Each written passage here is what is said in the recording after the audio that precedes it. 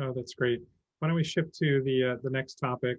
Um, how do we keep everyone going in the same direction? So I think this is related to what we were just talking about, but are there any other points that you might add to just, once you define that roadmap, keeping everyone moving forward? Kate, any Oh, thoughts? sorry. Oh, go ahead, Heidi. Go ahead, Heidi. Go ahead. It's just so top of mind for me right now. So definitions, it's crazy how you can work somewhere and people just have different definitions for things.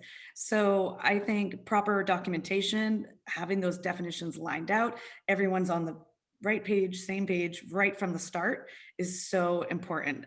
It's just a big one that I think is so often overlooked and easily forgotten, and people assume other people know, but especially because we are in the most cross-functional roles, we should never ever assume anything. I mean, people in engineering versus people in marketing, their minds work differently. It's why they're both good at what they do. And creating that common ground is just vital to start anything. Yeah, I love that. One of the other things I'd add is we're harping on about communication, and our communication is typically around what we're doing, but we also need to be very clear in communicating what we're not doing. And so, because that's the way you meet expectations, because you can say very clearly, this is what we're doing, everybody agree, this is what we're doing, this is the way we're going. And then, 6 weeks later, you might get, but I thought it was assumed that we were also doing this. And so I think to be clear about the ins and the outs, which takes a very different proactive style of communication, is also crucial to make sure we're all going in the same direction.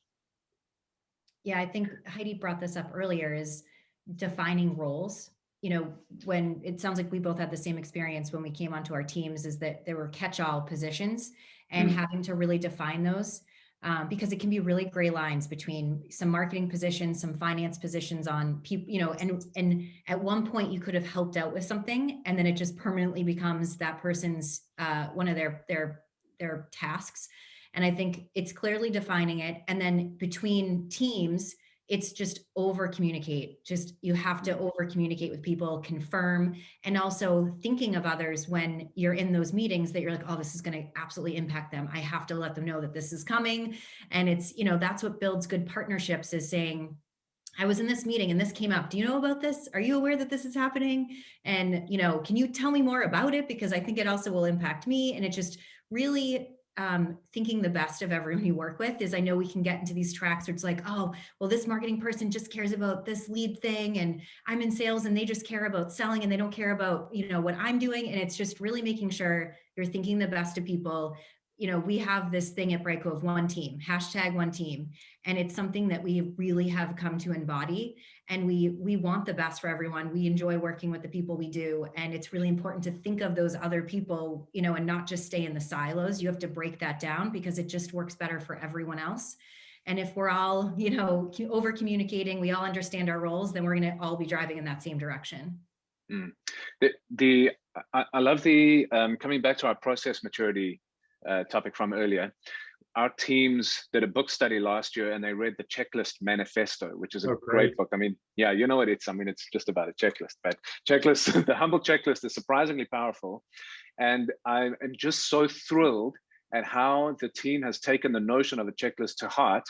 And anytime they have come across an experience where somebody's expectations weren't met, or there was a miscommunication, the team does a quick retro and says, right, how do we make sure that we improve this process?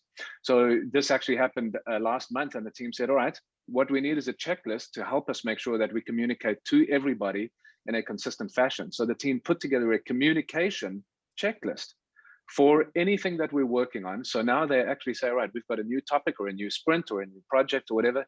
How do we make sure that we've communicated to everybody and they've got a checklist that they run through, so they don't have to rely on in the moment or a reflection or, who do we need to talk to about this? They go to their checklist and they work through it.